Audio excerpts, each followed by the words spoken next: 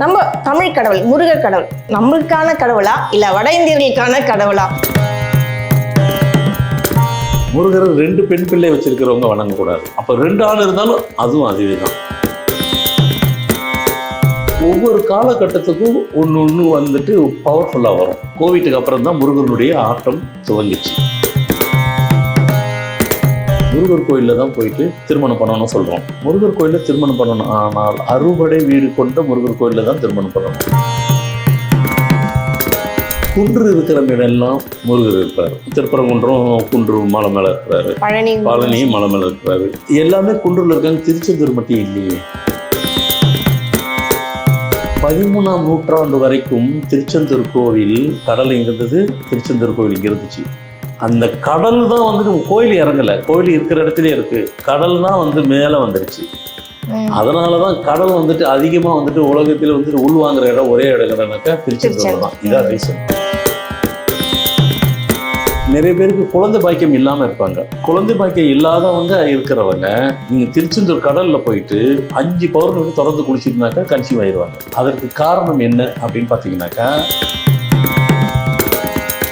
முருகனை தொடர்ந்து கும்பிட்டுட்டு வந்தீங்கன்னாக்கா கடனை கொடுப்பாரு. ஆனால் கடனை தீர்க்கிற கடவுளும் முருகர் தான். திருமண தாமதத்துக்கு ஃபஸ்ட்டு முடிச்சு கொடுக்குறவரு சிறுவாபுரி முருக கடவுள் தான். எனக்கு 30 வயசு ஆயிடுச்சு, 35 வயசு ஆயிடுச்சு, இன்னும் திருமணமே ஆகல. சிறுவாபுரிக்கு நீங்கள் போயிட்டு வாங்க. அவருடைய ஃபஸ்ட்டு கோலத்தை பார்க்கணும், ஃபஸ்ட்டு பூஜையை பார்க்கணும். தொடர்ந்து 3 இல்லை 5 முறை மாதம் போயிட்டு வாங்க. கன்ஃபார்ம் பண்ணிக்கிறீங்க, மேரேஜ் உங்களுக்கு ஃபிக்ஸ் ஆகிடும். நேயர்களுக்கு அன்பு வணக்கம். இன்னைக்கு நம்மளோட சிறப்பு நேர்காணலுக்கு வந்திருக்காங்க பிரபல format numerologist doctor Mahadhan Sekar ராஜா அவர்கள். இப்போ நடந்துட்டு இருக்க நியூமராலஜிஸ்ட் பத்தி அவர்கிட்ட கேட்டு தெரிஞ்சுக்கலாம் வாங்க. வணக்கம் சார். வணக்கம்மா. நல்லா இருக்கீங்களா? நல்லா இருக்கிறேம்மா. சார், ஃபர்ஸ்ட் கொஸ்டினே வந்து பாத்தீங்கன்னா கொஞ்சம் இப்போ ரொம்ப வைரலா இருக்கிற ஒரு கேள்விதான் சார். அதாவது நம்ம தமிழ் கடவுள் முருகர் கடவுள், அவர் தமிழ் கடவுள் நம்மளுக்கான கடவுளா இல்ல வட இந்தியர்களுக்கான கடவுளா? ஒரு சிலர் வந்து என்ன சொல்றாங்கன்னா, வட இந்தியால பிறந்து இங்க தெற்குல வந்துட்டு வழிபடக்கூடிய கடவுள் தான் முருகர் அப்படின்னு சொல்லிட்டு இருக்காங்க. இது என்ன மாதிரி ஒரு சர்ச்சைங் சார்? அதாவது சார், இத்தனை வருஷம் விட்டுட்டு புதுசா இப்போ வந்துட்டு திடீர்னு முருகர் வந்துட்டு பற்றி பேசுகிறோம். அதுவும் தமிழ் கடவுளாக இருந்த முருகரை போயிட்டு வடநாடுகள்லாம் கொண்டு போயிட்டாங்க. அவர் எங்கேருந்து வந்திருக்காரு அப்படிங்கிறதுக்கெல்லாம் நிறைய இப்போ தான் அவங்களுக்கு கேள்வி வந்துருச்சு. இதுக்கு முன்னாடி அப்படிலாம் வரல. இமயமலையிலேருந்து தான் வந்தார். என்னங்க திடீர்னு நீங்களே இமயமலை சொல்லுங்க. சிவன் எங்கே இருக்காரோ அவர் அங்கே தானங்க இருப்பார். எங்கே இருப்பாரோ மகன் அங்கே தானே இருப்பார். மகன் அப்பா இருக்கிற இடத்துல இருக்கிறாரு. அவர் சிவன் வந்துட்டு கைலாய மலைங்கிறது வந்து கைலை மலை. கைலை மலைங்கிறது சிவனுடைய வீடு இருப்பிடும். நான் 5 முறை போயிருக்கேன் கைலை மலைக்கு. 5 முறை போயிட்டு வந்திருக்கேன். போயிட்டு எல்லாமே பார்த்துட்டேன். அங்கே சிவனும் பார்வதி நட்சத்திரத்தில் கீழே இறங்குவாங்க, மான்சவர் நதியில் குளிக்கிறது, அதையும் பார்த்தேன். பொன்னார்மேனியும் பார்த்தேன். 5 முறை போய் அது கூட பார்க்கலைன்னா சரி, அது இருக்கட்டும். அப்போது கைலை மலையிலேருந்து தான் முருகர் வந்தார். வந்து எங்கே வந்தார்? குமார பர்வதம் அப்படின்ற இடம். அது எங்கே இருக்குது? கர்நாடகாவில் குக்கே என்ற ஒரு மலை. அது எங்கே இருக்குது? தர்மசாலாவுக்கு அடுத்தது. அது குக்கேன்றது ஒரு மலை. குக்கேக்கு மலை மேலே இன்னொரு பெரிய மலை, அதுதான் குமார பர்வதன்ற ஒரு மலை. அந்த மலையில தான் முருகர் தவம் இருந்தார். அங்கேருந்து கைலை மலையிலேருந்து நேராக அங்கே வந்தார். வந்து அங்கே தவம் இருந்தார். அங்கேயே தவம் இருந்துட்டு அங்கேயே ஜீவ சமாதி அடைந்தார்னு சொல்லிட்டு ஆன்மீக கூற்று சொல்லிக்கிறது. ஏன்னா நம்மளுடைய ஆன்மீக வரலாறு நிறைய விஷயங்கள் மறைக்கப்பட்டுள்ளன, மக்களுக்கு தெரியாமல் போனது. இப்போ நான் சொல்கிற தகவல்லாம் நிறைய தகவல் இருக்கும், அதை தான் இப்போ கொடுத்துட்ருக்கேன். அதேமாரி முருகருக்குன்னு சொல்லி ஒரு மந்திரம் இருக்குது, முருக மந்திரம். அந்த முருக மந்திரம் என்னது? கந்த சஷ்டி கவசம் இருக்குது, திருப்புகழ்லாம் இருக்குது. நீங்கள் புதுசாக முருக மந்திரம் சொல்கிறீங்கள, அரகரம் முருகரம், அரகரம் முருகரம், அரகரம் முருகரம் அப்படின்னா என்ன அப்படின்னாக்கா, முருகனுக்குன்றது அரோகரா, அரகரன்றது அரோகரா, முருகரம் முருகனுக்கு அரோகரா. இந்த மந்திரம் ரொம்ப பவர்ஃபுல். ஏற்கனவே சிவனுக்கு ஒரு மந்திரம் நான் சொல்லியிருக்கிறேன். ஹரிஹரி சிவசிவன் நம நம நமோ நமோ நமோத்தியாயா.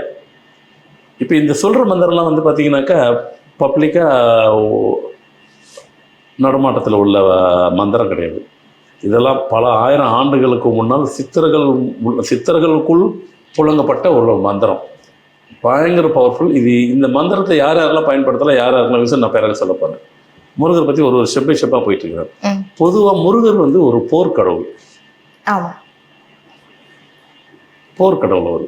இந்த உங்களை அரசெல்லாம் இவங்களெல்லாம் வந்து பார்த்திங்கன்னா அரக்கனெல்லாம் வந்து பார்த்திங்கன்னா அசுரர்களெல்லாம் வந்து தேவர்கள் கூட இது பண்ணும்போது இவரை தான் இறக்கி விட்டாங்க. ஏன்னா இவர் தான் அதுக்கு சரி. அது மாதிரி இப்போ போர்க்கடவுள் அவர். அதே நேரத்தில் முருகர் வந்துட்டு நாம் வந்துட்டு யார் யாரெல்லாம் வணங்கணும் வணங்கக்கூடாதுலாம் ஒன்று இருக்குது. முருகர் 2 பெண் பிள்ளை வச்சிருக்கிறவங்க வணங்கக்கூடாது. சார் என்ன சார் இப்படி சொல்லிட்டீங்க? ஒரு வீட்டில் ஒரு பையன் ஒரு பெண் இருக்கிறவங்க வணங்கலாம். ஏங்க அப்போ 2 பிள்ளை செஞ்சாங்க, அவங்க நம்ம பாவம் செஞ்சாங்களா? அடுத்த கேள்வி வரும். அவங்க பாவம் செய்யலை, முன்னோர்களுடைய பாவத்தினுடைய கேரி ஆகிட்டு வந்துருச்சு. 2 பெண் பிள்ளைகள் பிறந்தா அது முன்னோர்களுடைய பாவத்தை உள்ள கனெக்ட் ஆகுது, அது கேரி ஆகுது அது. ஆமாம். அப்போ 2 ஆண் இருந்தாலும் அதுவும் அதுவே தான். 2 ஆண் பிள்ளை இருந்தாலும் அதுவும் அதுவே தான். அப்போ ஒரு பையன் ஒரு மகன் அப்படின்னு ஒன்று இருந்ததுன்னா தான் வரும், அவங்களுக்கு வரலாம். அப்போ 2 பெண் பிள்ளை இருந்தால் அவங்க கும்பிடவே கூடாத முருகிற அவங்களாம் அப்படிலாம் எல்லாம் வர விஷயத்து வர ஒரு ஸ்டெப் பை ஸ்டெப்பாக உள்ளே கொண்டு போகிறேன். முதல்ல சொன்ன மாதிரி எப்போ முருகனுடைய இது வந்து உங்களுக்கு துவங்குச்சு அப்படின்னா கோவிட்டுக்கு அப்புறமா தான் முருகனுடைய ஆட்டமே துவங்குச்சு. ஏன் உங்கள் கேள்வி வந்து இப்போது முருகர் பற்றியா எல்லாரும் பேசுகிறாங்க அப்படின்னா வேற ஒன்றும் இல்லை. கோவிட்டுக்கு அப்புறம் தான் முருகனுடைய ஆட்டம் துவங்குச்சு. கோவிட்டுக்கும் முருகர் கடவுளுக்கும் எப்படி சம்மந்தப்படுத்துறீங்க? கோவிட்டே வந்துட்டு ஆன்மீகம் தானே. கோவிட்டு வந்துட்டு கடைசியில் யார் அதை தீர்க்க முடிஞ்சது? மருந்து கொடுத்தெல்லாம் தீர்த்ததுன்னு நினைக்கிறீங்களா எல்லாரும்? மருந்து தப்புன்னு இப்போ சொல்ல ஆரம்பிச்சிட்டாங்கல்ல. அதுதான் உண்மை. கடைசியில் என்ன பண்ணாங்க, அந்த இயற்கைக்கு உண்டானதை கவர்மெண்ட்டு அதானங்க செஞ்சுது. இயற்கை உண்டானதை கொடுத்து சாப்பிட்டு தான் சரியாக வரும். அப்போ வெள்ளைக்காரங்களாம் அவங்களாம் மட்டும் என்ன, அவங்களும் சிலது வந்து சில மந்திரம் இதில் நானே கொடுத்துருக்குறேன். அப்போ வந்து சிவ மந்திரம் கொடுத்தேன். ஹரிஹரி சிவசிவ நம நம நமோ நம, ஹரிஹரி சிவசிவ நம நம நமோ நமோ நமோ தியாயா. இந்த மந்திரத்தை சொல்லியே கோவிட் நேரத்தில் பல ஆயிரம் பேரை காப்பாற்றப்பட்டிருக்கு. அப்படி ஒரு பவர்ஃபுல் மந்திரம். அப்போது ஏன்னாக்கா ஒவ்வொரு காலகட்டத்துக்கும் ஒன்று வந்துட்டு பவர்ஃபுல்லாக வரும். நீங்கள் கேட்குற மாதிரி கோவிட்டுக்கு அப்புறம் அது என்ன முருகருக்கு, அது ஒரு காலகட்டம், காலத்தின் கட்டாயம். அது ஒரு பவர் வந்துட்டு ஒரு கட்டத்தில். இப்போ பார்த்தீங்கன்னா பொண்ணுல இப்போ இந்த ஆடி மாதம் பேசுகிறோம். ஆடி மாதம் வெறும் அம்மனுக்கு சொல்கிறோம். நாம் நினச்சிருக்கிறோம் ஆடி அம்மனுக்குன்னு. அது அம்மனு தான். ஆனால் பொதுவாக ஆடின்றது யார் தெரியுங்களா? ஆடிங்கிறது ஒரு அரக்கம் பேர் தான். ஆடின்றதே ஒரு அரக்கம் பேர் தான். அது அந்த அரக்கன் வந்துட்டு அந்த அரக்கன் வந்துட்டு அம்பாளுடைய சிசிய கொடியவன். அப்போது தேவர்களெல்லாம் ரொம்ப துன்புறுத்தினார். அப்போ தேவர்களெல்லாம் போயிட்டு சிவனுக்கிட்ட முறையிடுறாங்க. அப்போ சிவன் வந்துட்டு இல்லை அவன் வந்துட்டு அம்பாளுடைய சிசிய, அவர்கிட்ட போய் அம்பாள்கிட்ட போய் எல்லோரும் போய் சொல்லுங்க, முறையிடுங்கன்னு எல்லாரும். அப்புறம் அம்பாள்கிட்ட வந்து சொல்லி அம்பாள்கிட்ட வந்து கேட்ட உடனே அம்பாள் கூப்பிட்டு கேட்டுட்டு, நீ என்ன இப்படி பண்ணியிருக்கிற, தேவர்கள் அத்தனை பேரையும் வந்து துன்புறுத்திருக்கிற, மக்களையும் துன்புறுத்திருக்கிற, அவங்களையும் துன்புறுத்திருக்கிற, ஏன் அது மாதிரி பண்ண, நீ என்னுடைய பேரையே நீதி பண்ணுறதுக்குற. அப்புறம் அவங்களுக்கு வேறு வழி இல்லை, இனிமேல் நான் பண்ண மாட்டேன், இப்போ இவ்வளவும் தெரிஞ்சு தானே பண்ணேன், அதெல்லாம் சொல்லிவிட்டு சத்தம் போட்டுட்டு எனக்கு வேறு வழி இல்லை, ஏன்னா தேவர்கள் அத்தனை பேரும் வந்து உன்னை வந்து கம்ப்ளைண்ட் பண்ண போகும்போது அப்போ உன்னை நான் வந்துட்டு தண்டனை கொடுக்குதான்னு சொல்லிவிட்டு, நீ இனியிலேருந்து இந்த நாட்டுக்கு உலகத்துக்கு தேவையில்லை, உன்னை நான் வதம் பண்ணுறேன்னு பண்ணிடுவாங்க. பண்ணிவிட்டு பண்ணுறதுக்கு முன்னாடி சொல்லிட்டு தான் பண்ணாங்க. உன்னையும் மறக்காமல் இருக்கிறதுக்கு உன் பேர்லேயே மாதத்தில் உன் பேரில் மாதத்தில் உன் பேரே வரும் அப்படின்னு சொல்லிட்டு, அதுதான் ஆடி மாதம். அதனால தான் ஆடி மாதம் நம்ம எதையுமே செய்யறதில்லை. ஆனால் அது ஆன்மீக வரலாறுல வந்து இருந்துச்சு, மறைக்கப்பட்டுள்ளன. நம்ம ஆடினாக்கா அது ஆடி மாதம் நம்ம எதனா ஒரு நல்ல கதை செஞ்சிடறோமா, அம்பால கும்பிடுறோம், அவ்வளோதான், செய்ய மாட்டோம். உண்மையான ரீசன் இதுதான். ஆடிக்கு எதையும் செய்ய மாட்டோம். அதனால் வந்து இதுதான் அந்த ரகசியம். அடுத்து முருகர்கிட்ட வந்துடுவோம். குளோனிங் இப்போ கண்டுபிடிச்சாங்க சயின்டிஃபிக்கில். அந்த முருகரே குளோனிங்கில் தான் பிறந்தார். அவர் குளோனிங் சைல்டு. அவர் கார்த்திகை பெண்கள் சொல்கிறீங்களா?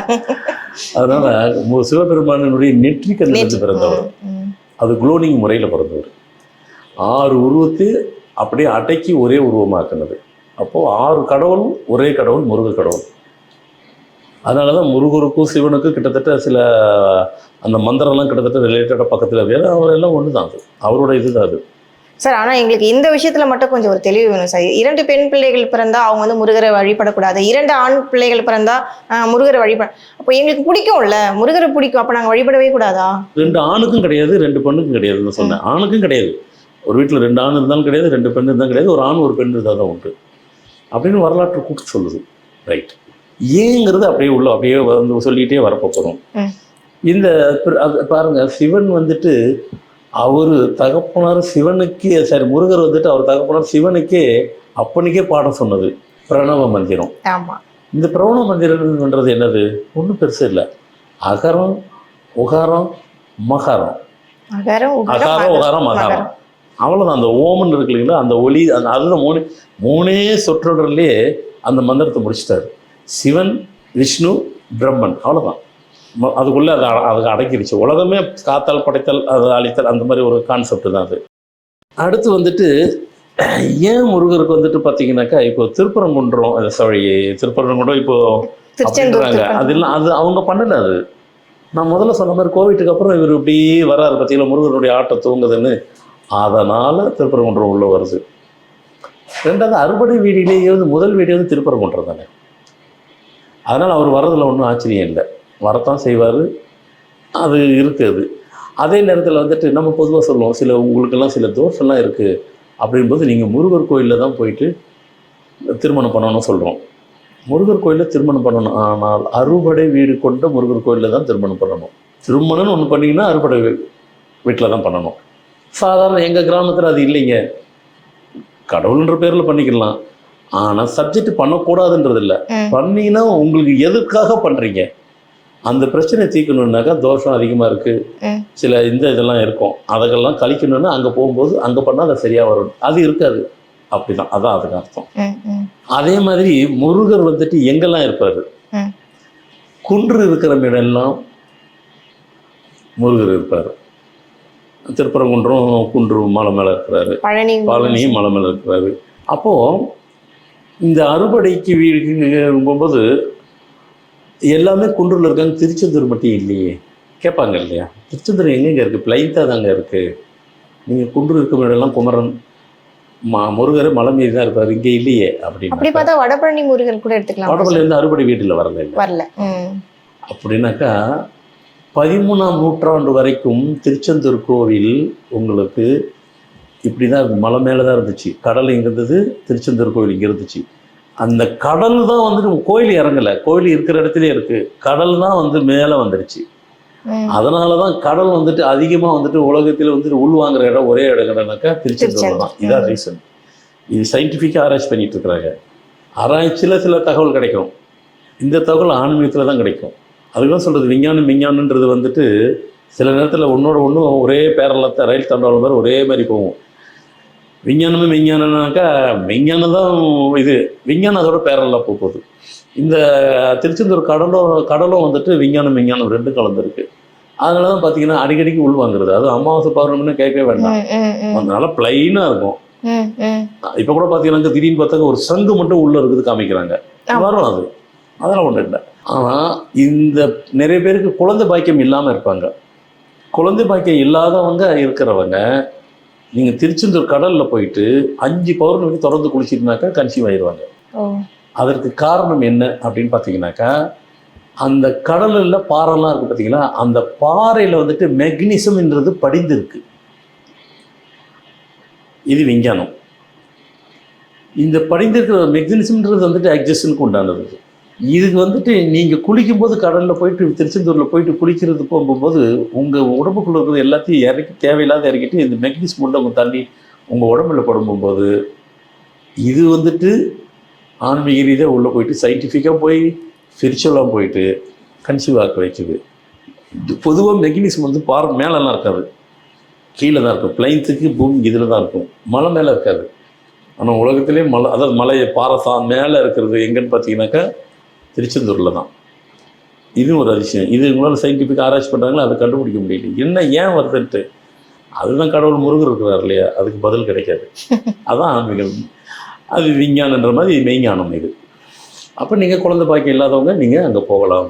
5 பௌர்ணமிக்கு அன்றைக்கு குளிச்சுட்டு அந்த இடத்துல நீராடினாக்கா, கடலில் நீராடினா கன்சீவ் ஆயிருவீங்க. இதில் ஒரு டவுட்டு கிடையாது.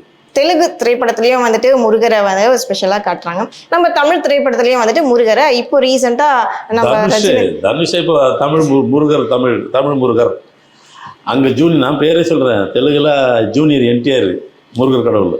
இங்கே தமிழில் நான் என்ன சொல்கிறேன், சிவனை என்ன சொன்னாங்க, தென்னாட்டு உடையவனே சிவனே எந்நாட்டவருக்கும். அப்படின்னா தென்னாடுனா எதுங்க, தமிழ்நாடு மட்டும் இல்லைங்க. அதை தான் நீங்கள் புரிஞ்சுக்கணும். தமிழ்நாடு மட்டும் இல்லை, தமிழ்நாடு, ஆந்திரா, கர்நாடகா, கேரளா, தெலுங்கானா புதுசு, இதெல்லாம் தென்னாடு. அப்போது சிவன் தென்னாடு அப்படின்னாக்கா முருகர் தானே தென்னாடு. தமிழ்நாடுக்கு எப்படி வரும், தென்னாடு தான் அது. அதுக்கு தான் நம்ம முதல்ல ஆரம்பிக்கும் போது சொல்லிட்டேன். அவர் எங்கேருந்து வந்தார், இமயமலை, கைலை மலை சிவன் இருக்குது. அங்கேருந்து அவர் தவம் இருந்த இடம் எங்கே, குக்கை மலைக்கு பக்கத்தில், அதான் தர்மசாலாக்கு பக்கத்தில் குக்கைன்ற மலை குமார பர்வதன்றது. அது எங்கே இருக்குது, கர்நாடகாவில் தான் இருக்குது. அங்கே தான் அவர் தவம் இருந்தார். முருகர் ஜீவ சமாதி அடைஞ்சதும் அந்த இடத்துல தான், குமார பர்வதன்ற இடத்துல. அப்போது அங்கே தான் வந்தார், அங்கே தான் இருந்தார், அங்கே தான் தவமே இருந்தார். அவர் தவம் இருந்தது, முருகப்பெருமான் தவம் இருந்த இடம் ஒரே இடம் குமார பர்வதம் தான். எங்கே இருக்குது, கர்நாடகா. அப்போ என்ன சார் நீங்களே போயிட்டு தமிழ்நாடு இல்லை கர்நாடகா ஆந்திரா அதான் சார் கேட்கலான்னு வந்தோம். அப்போ நம்ம கடவுள் இல்லையான்ற மாதிரி ஒரு ஏக்கம் வந்துருச்சு. அதை தாங்க சொல்கிறேன். தமிழ்நாடு, ஆந்திரா, கர்நாடகா, கேரளா, தெலுங்கானா எல்லாமே ஒன்று தாங்க. வடநாட்டில் வராது, சேராது, எல்லாமே ஒன்று தான் இங்கே. அதனால் அது தமிழாக இருந்தாலும் சரி, இது கேரளா இருந்தாலும் சரி, ஆந்திரா, கர்நாடகா எல்லாமே ஒன்று தாங்க. அதனால தான் தென்னாட்டு சிவனே தான் சொன்னாங்க. சொல்லிவிட்டு எந்நாட்டவருக்கும் இறைவா போட்டி அதோடு முடிச்சுக்கிட்டாங்க. அதனால் வந்துட்டு நான் என்ன சொல்கிறேன், முருகர் எதுக்கு நீங்கள் தமிழ்நாடுன்னு சொல்லி தமிழ்நாட்டு வரைக்கும் தான் அவர் பவரை வைக்கிறீங்கன்னு நான் கேட்குறேன். அவர் உலக கடவுளுங்க. அவர் சிவபெருமான் எப்படி உலக கடவுளோ, முருகரும் உலக கடவுள். அவர் நான் லண்டனுக்கு போயிருக்கிறேன். லண்டனை போகும்போது அங்கே சவுத்தாம்ப்டன் சொல்லி ஒரு இடம், அங்கே கீழே இருக்குது. அது முருகர் மலை மேலே இருக்கிற மாதிரி மலை மேலே இருக்கிறாரு. இடமே சின்ன மலை மேலே போகும், அப்படியே வண்டி போகும், பொறுமையாக தான் போகணும். அப்படியே போயிட்டு அங்கே போகும்போது அங்கே கந்த சஷ்டி கவசம் சொல்கிறாங்க. யார் மொத்தம் 21 பேருக்கு கோரஸா யார் சொல்கிறா, வெள்ளைக்காரன் சொல்கிறான். அவனுக்கு அந்த அந்த கந்த சஷ்டி கவசம் தமிழில் சொல்கிறாப்புல. அதை தவிர தமிழ் வார்த்தை ஒன்று கூட தெரியாது. நான் பேசினேன், இந்தியாவிலேருந்து வந்திருக்கேன். அவன் சொல்கிறாப்புல, இங்கிலீஷில் சொல்கிறாப்புல. எனக்கு கந்த சஷ்டி கவசம் தமிழில் தான் சொல்ல தெரியும், தமிழ் எங்களுக்கு யாருக்கும் ஒன்றும் தெரியாது.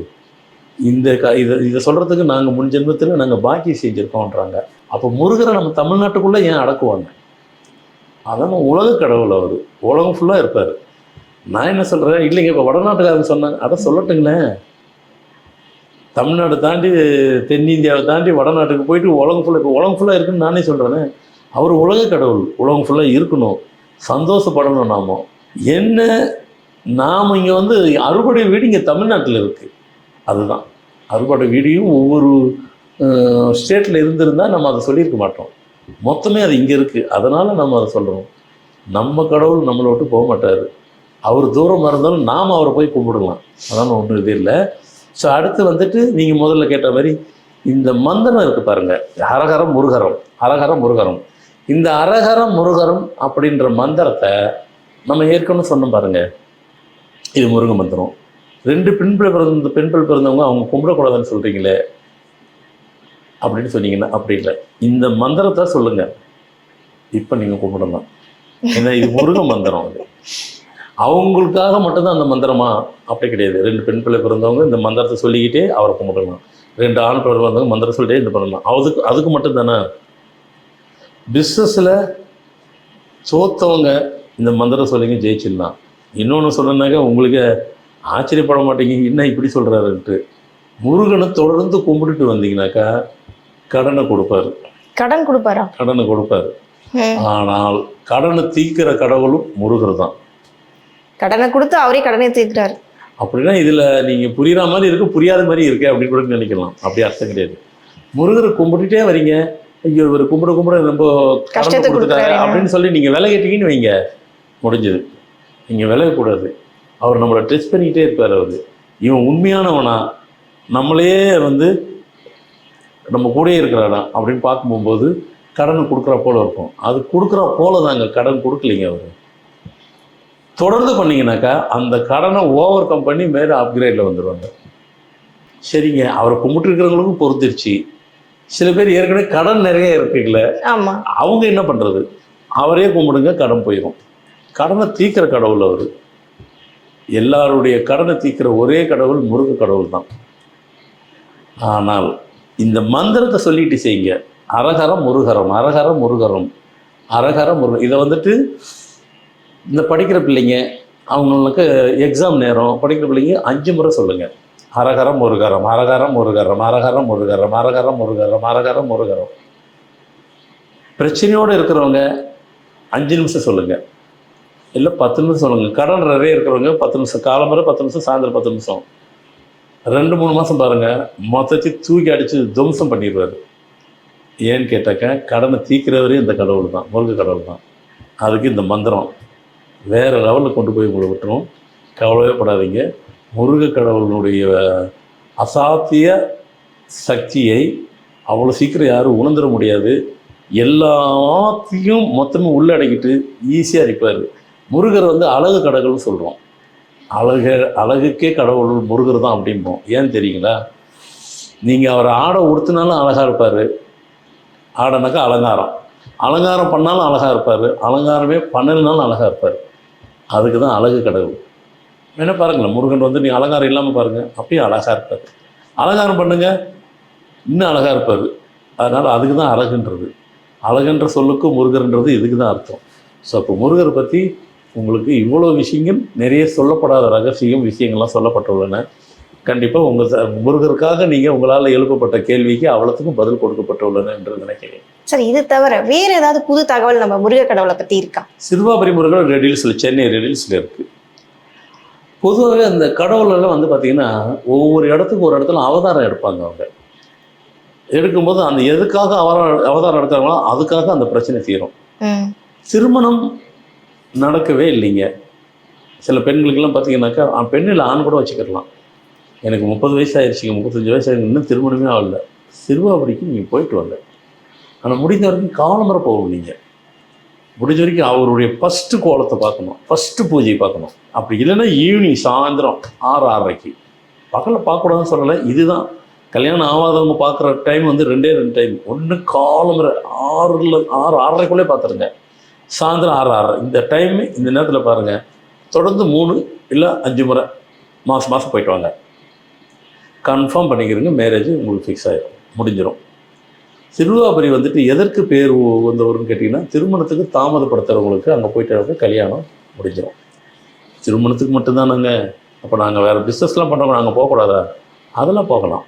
ஏன்னா இப்போத்துக்குள்ள காலகட்டத்துக்கு திருமணத்தை தாமதப்படுத்துகிறவங்களுக்கு தான் நிறைய இருக்கிறாங்க. காரணங்கள் 1000 இருக்கலாம். ஃப்ரம் ஃபேமிலி சூழ்நிலை, இப்படி நிறைய சொல்லலாம். ஏதோ ஒரு காரியங்கள் கூட இருக்கலாம். திருமண தாமதத்துக்கு ஃபஸ்ட்டு முடித்து கொடுக்குறவர் முருக கடவுள் தான். சிறுவாபுரியில் ரெட் ஹில்ஸில் இருக்குது. நீங்கள் இல்லைங்க, நாங்கள் கோயம்புத்தூரில் இருக்கீங்க, பரவாயில்லைங்க. மாதம் வந்துட்டு போங்க. 3 மாதம் இல்லை 4-5 மாதம் மேரேஜே ஃபிக்ஸ் ஆகிடும். என்ன வயசானாலும் சரி. ஆனால் இந்த டயத்தில் போகணும். காலம்பரம் 6-லேருந்து 6:30, சாயந்தரம் 6-லேருந்து 6:30. இந்த தரிசனத்தை மட்டும் பாருங்கள், மேரேஜ் முடிக்கிறோம். அதுக்கு விசேஷம் கொண்டவர் தான் சிறுவாபுரி முருகர். ரொம்ப நன்றி சார். முருகரை பற்றி பல தகவல்கள் நம்ம நேயர்களுக்கு புரிகிற மாதிரி சொல்லியிருக்கீங்க. தொடர்ந்து பேசுவோம். நன்றி, வணக்கம். வணக்கம்.